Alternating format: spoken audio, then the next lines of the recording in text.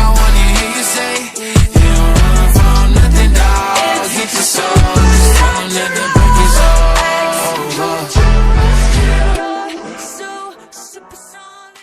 Assalamualaikum warahmatullahi wabarakatuh. Halo semuanya, di video kali ini kami dari kelompok 6 11 MIA 2 SMA Negeri 3 Kota Blitar ingin mempresentasikan hasil kerja kelompok kami, yaitu identifikasi bunga bougainville dan asoka sebagai indikator alami asam dan basa.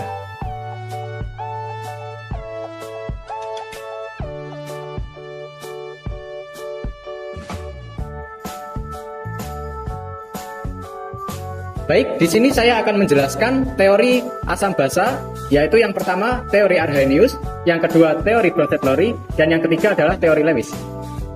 Untuk yang pertama, yaitu teori Arrhenius. Menurut Arrhenius, asam didefinisikan sebagai zat yang menghasilkan ion hidrogen atau H+, atau ion hidronium atau H3O+, jika dilarutkan di dalam air. Sedangkan basa didefinisikan sebagai zat yang dapat menghasilkan ion hidroksida atau OH- jika dilarutkan di dalam air. Yang kedua yaitu teori Bronsted-Lowry. Menurut Bronsted-Lowry, asam adalah spesi yang memberikan atau sebagai donor proton. Sedangkan basa adalah spesi yang menerima atau bertindak sebagai akseptor proton. Yang ketiga yaitu teori Lewis. Menurut Lewis, asam didefinisikan sebagai penerima atau akseptor dari pasangan elektron bebas. Sedangkan basa didefinisikan sebagai pendonor atau pemberi pasangan elektron bebas. Selanjutnya, saya akan menjelaskan tentang indikator alami. Indikator alami merupakan bahan alam yang dapat berubah warnanya dalam larutan asam dan basa. Sumber indikator alami umumnya berasal dari tumbuhan. Indikator bahan alam dapat dibuat dengan cara mengambil zat warnanya. Zat warna dalam tumbuhan dapat keluar jika dilakukan beberapa perlakuan, misalnya dilarutkan dalam air, direbus dengan air, dan dilarutkan dengan alkohol. Hal tersebut karena zat warna dalam tumbuhan memiliki sifat polar. Nah, pada percobaan kali ini, kami menggunakan bunga bougainville merah, bunga bougainville putih, bunga asoka merah, bunga asoka kuning sebagai indikator alami. Adapun alat dan bahan yang kami gunakan antara lain sebagai berikut: kap bening kecil, kap bening besar, saringan, sendok, cobek, ulekan, dan spet. Selain itu, bahan yang kami gunakan antara lain bunga bougainville merah, bunga bougainville putih, bunga asoka merah, bunga asoka kuning, larutan deterjen, larutan garam, larutan pasta gigi, larutan cuka, dan larutan jeruk nipis.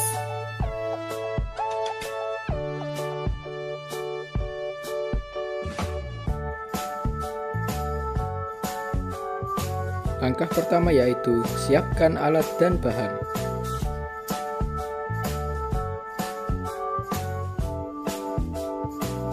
Selanjutnya, masukkan bunga bougainville merah ke dalam cobek, lalu tambahkan sekitar 30 ml air ke dalamnya untuk memudahkan proses penghalusan.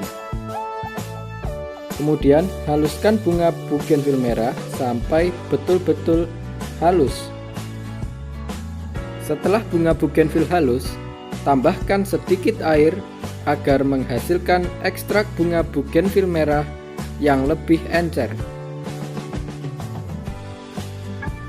Setelah itu, saring bunga bougainville merah menggunakan saringan untuk memisahkan ekstrak bunga bougainville dengan ampasnya.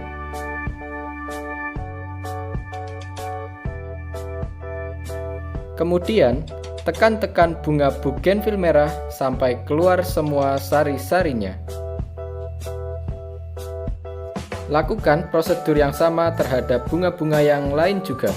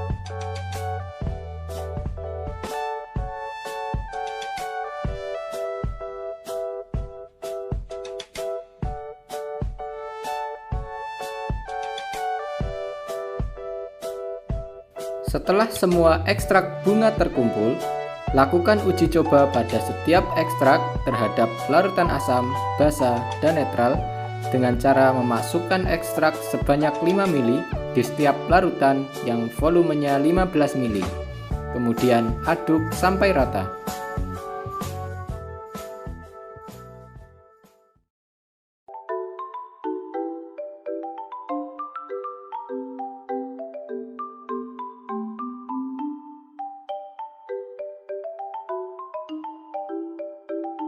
Setelah selesai, biarkan larutan yang tercampur selama sekitar 10 menit untuk melihat perubahan warna yang terjadi.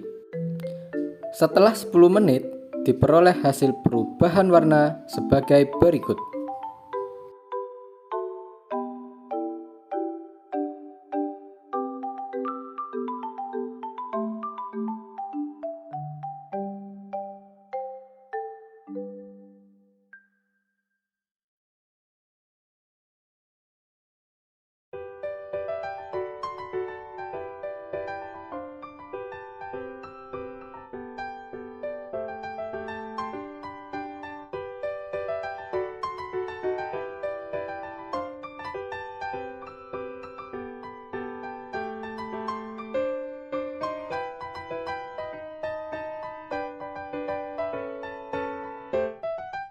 Nah, dari hasil tersebut dapat disimpulkan bahwa indikator alami merupakan suatu bahan yang digunakan untuk menentukan asam dan basa dari suatu larutan yang berasal dari bagian tumbuhan yang berwarna. Suatu tanaman dapat digolongkan sebagai indikator alami apabila dicampur dalam larutan asam dan basa dapat menciptakan warna yang berbeda pada masing-masing larutan secara signifikan. Pada percobaan yang telah dilakukan, bunga bugenvil merah, bunga bugenvil putih, dan asoka merah dapat digolongkan sebagai indikator alami karena menciptakan perbedaan warna yang signifikan. Sedangkan bunga asoka kuning belum dapat digolongkan sebagai indikator alami karena tidak menciptakan perbedaan warna yang signifikan. Saran yang kami berikan agar kualitas percobaan dapat ditingkatkan adalah: pertama, perlu dilakukan penelitian lebih lanjut untuk penggunaan bunga asoka kuning. Kedua, penggunaan deterjen yang berwarna perlu dihindari agar hasil percobaan mudah terdeteksi. Ketiga, penggunaan pasta gigi perlu dihindari agar hasil percobaan mudah terdeteksi. Keempat, volume larutan indikator alami dan larutan yang diuji perlu disamakan untuk perubahan warna yang lebih jelas.